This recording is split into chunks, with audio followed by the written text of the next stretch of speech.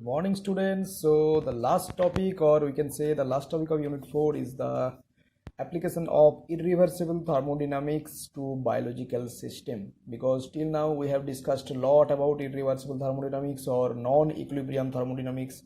Now it's the time for application parts, and the best way to apply it is the biological system. That means living organism. That's the human being or other animals or plants that are living on this earth surface.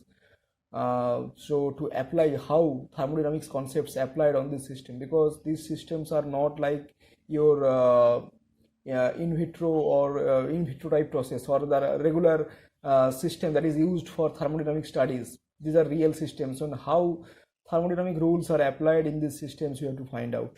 Okay, so let's have a look. Biological systems are generally open system because we know that we can exchange both mass and energy with the surroundings, because we take food from the surroundings, and also we exchange energy every time with the surroundings. So it's not a generally closed system, rather it's a open system, so which exchange both matter and energy with the surroundings environments. The growth of a living organism or cell is characterized by transition resulting in a greater order and thus decrease of entropy from the initial. What does it means, this sentence? What does it mean basically? Because we know that when a first cell or when a child is birth, or any kind of animal or plants, when it's start its lives, then it's in continuously means taken food or elements or the oxygen, whatever it needs, it exchange it extract from surroundings. That means the degree of freedom of these elements in the free state when it was in the environment was very high, and when it develops or grows of this living organism, then it's assimilated inside its cells, and thus the entropy for this system decreases definitely, because the degree of freedom of these elements when it is present outside the body was too high, and when it's assimilated inside cells, then it's restricted. Okay, that means entropy from the initial is decreases. So we know that for an isolated system, spontaneous changes result in an increase of entropy from the initial state, and hence increase of disorder, because we have already studied that from the Clausius principle of universal increase of entropy, that when a process spontaneously takes place in an isolated system, then the entropy for these systems increases. Okay, that means that our earth is an isolated system of the universe, and because of these several spontaneous process that has been taken place every time on this earth surface, the entropy of this earth is increasing continuously. So thus, if we assume the biological system as an isolated system rather than an open system, then it appears to violate the basic principle of thermodynamics. That means first we have assumed that biological system is an open system. But if you just assume that for the sake of simplicity that it's also an isolated system, then it's definitely violate the entropy principle. Means because of this several irreversible process, the entropy should be increased, but here entropy is decreasing every time, because okay, the theory of what is this? The theory of stationary non-equilibrium states leads to a better understanding of the behavior of living organism, because we know that the living organism is not a such type of system on which you can easily apply the regular thermodynamics rules. That means the regular chemical thermodynamic rules, thermodynamical rules that are proposed by Clausius. So for this you have to apply the non-equilibrium thermodynamics with some restriction or with some constraints. Okay, the theory of stationary non-equilibrium state leads to a better understanding of the behavior of living organisms. The growth of a living organism up to the stationary state may be considered as taking place under a constraints determined by the outside world, such as concentration of the some substance in the outside world which are transformed inside the living organism.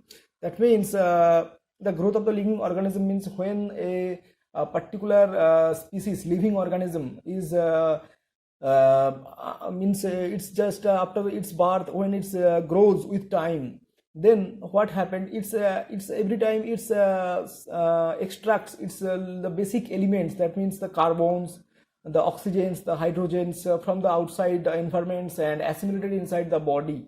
But at that time, the entropy of these systems of these definitely decreasing, because the degree of freedom of these elements outside their body is very high, and when it is assimilated, it becomes decreases. But when it extracts these elements, that also takes place under certain constraints.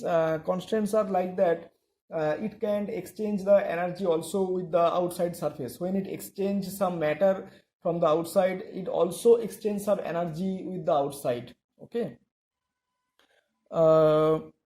Regardless of the nature of the constant parameter, the stationary state may be regarded as the state of minimum entropy production per unit time.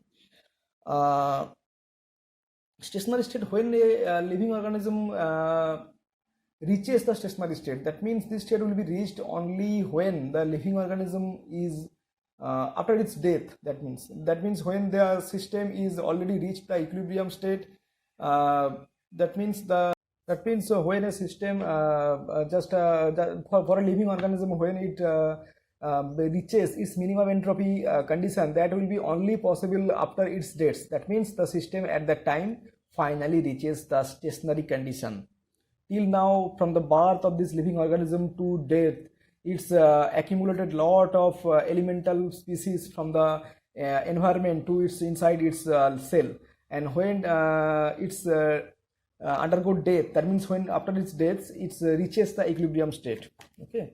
So in a biological system, the main contribution of entropy production, that is the dis by dt, arises from the process of metabolism, because we know that every time the inside the living organism or in living body, a huge amount of chemical reaction takes place, and these are known as a whole metabolism. So when metabolism takes place inside a body or inside a living organism, then because of that, the entropy change, that is dis by dt, is changing. That means the rate of entropy production also changing. Where the assimilated food is degraded into simple substance such as carbon dioxide, accompanied by energy release as the organism grows. Though dis by dt is positive, because we know that the system accumulate some substance from the surroundings or environment.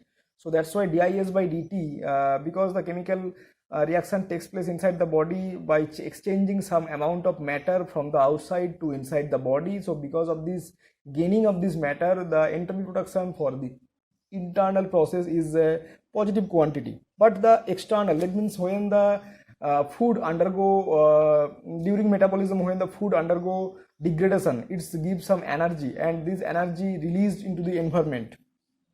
So the des by dt, that means every individual cells or the organs or the small parts of the bodies exchange energy with the surroundings. So because of that, the entropy production rate for the external processes, des by dt, is a negative quantity, because at that time your living organism loses energy.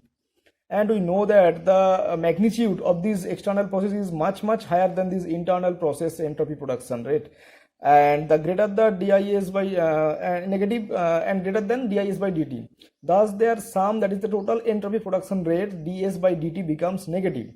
So this reduction of entropy implies the greater order in the organism, because once we know that the greater order means the living organism is growing. That means we know that when a living organism is growing, definitely you have to accumulate some substance of the elemental state from the environment, and entropy definitely decreases for that. So the reduction of entropy implies a greater order in the organism. And during the growth process, it is subjected that several fixed constraints exerted by the outside world, so that the maturation of the organism is accompanied by a decrease in entropy. And when the steady state or stationary state of the biological system is reached, then I have already discussed this thing, that the steady state or the stationary state for a biological system can only arrive when it's undergo death. That means this is the minimum entropy rate. Okay. So dis by dt at that condition equal to almost equal to des by dt, so that ds by dt equal to 0. So in the steady state, the system remains stable to the external perturbation, because at that time the cell is not, or the living organism is not accumulating any elemental species from the surroundings, and is also doesn't exchange any kind of heat or energy with the surroundings. So at that condition the system reaches its equilibrium state, and that is only possible when the cell undergo death. That means after the death the system reaches the minimum entropy production rate, and that is equal to 0. Okay, so this is the application of non-equilibrium thermodynamic principle to biological systems. Okay, thank you.